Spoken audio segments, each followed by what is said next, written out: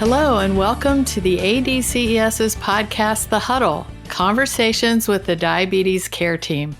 In each episode, we speak with guests across the diabetes care space to bring you perspectives, issues, and updates that elevate your role, inform your practice, and ignite your passion.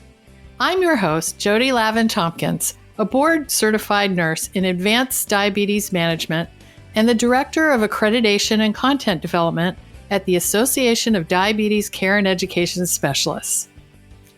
My guest today is Sheryl Traficano, the Chief Executive Officer of the Certification Board for Diabetes Care and Education Specialists. She's here to answer some common questions about eligibility and requirements for the Certified Diabetes Care and Education Specialist credential, plus information on available scholarships. If you haven't already done so, I suggest you listen to episode 52, titled How to Become a Certified Diabetes Care and Education Specialist, to get a more complete picture of how to qualify and apply for the credential. There's also a great website that has tons of information to help you, so go to www.cbdce.org and you'll find a lot of helpful and useful information there. The COVID-19 pandemic prompted some adaptations to the requirements, so we're happy to have Sheryl here to give us the most accurate and up-to-date information. Sheryl, welcome to the Huddle. Thanks, Jody. I'm so glad to be here today talking with you. Having been a member of the CBDCE staff since May of 2000, it's great to share current information about our program with you today. Yes, and I'm sure our listeners appreciate that. So my first question is, for those people who are looking to get certified, a common question I hear is related to experience and practice hours. So can you please explain for our audience what counts as practice hours and how you can accrue and track them and over what period of time? Absolutely. So that's, of course, probably our most common question of all. As far as what counts as hours, it's when you're working directly with people with diabetes, providing any aspect of diabetes self-management, education, and support. And that even includes documentation of the education experience in the person's record. CBDCE has adapted the components of the national standard for diabetes self-management, education, and support for our specific definition related to experience. So people will want to refer directly with our current examination handbook for even more details. This experience can be group or individual education. And for groups, they'll say it's only 1 hour of education to a group of maybe 6 individuals. The time that you do your prep work for that class, as well as if you work with any of those 6 people afterwards to set goals, for example, all that time can be counted. And if you do phone follow-ups, whether it's related to a class or just in general about diabetes education, that time can be counted.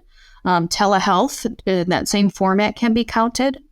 Time doing prevention can also be counted, but it's just important to remember that the current examination content outline, which is based on what diabetes care and education specialists did back in 2018, did not include a lot of prevention. So just be sure to study and prepare yourself with that in mind if your experience is mainly in the area of prevention.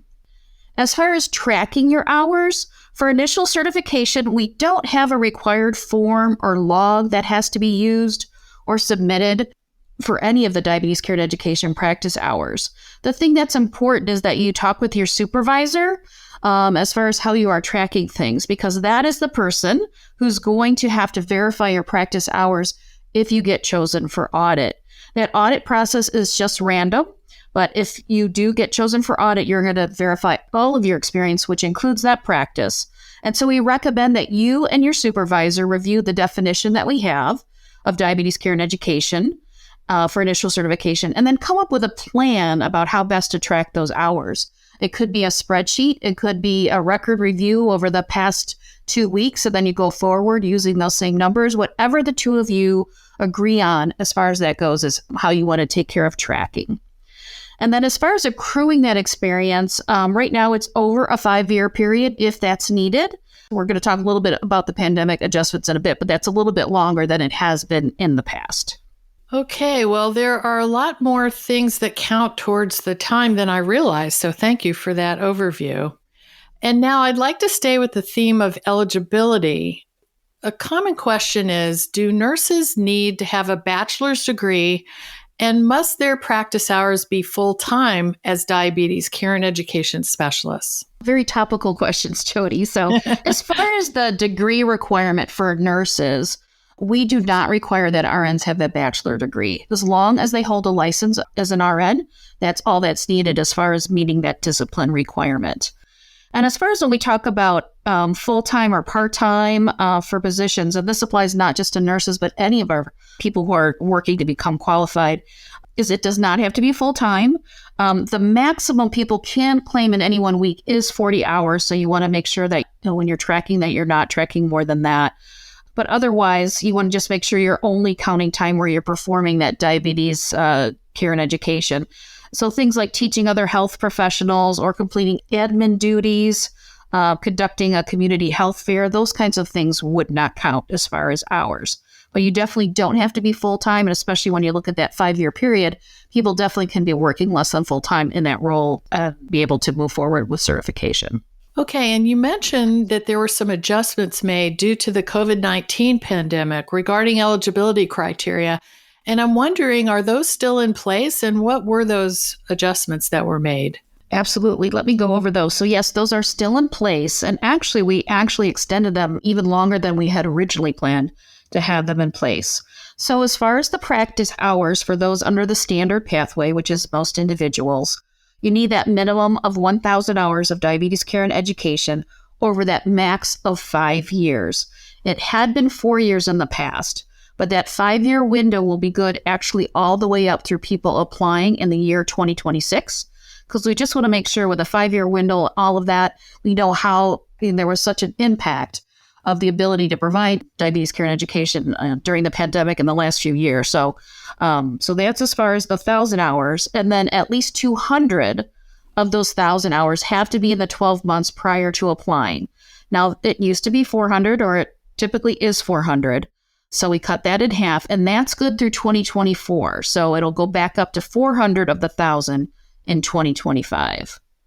And then as far as the practice hours, if people make use of the unique qualifications pathway, which is the pathway we have for folks who might not meet any of our current standard disciplines or registrations, but they hold an advanced degree in a health-related field.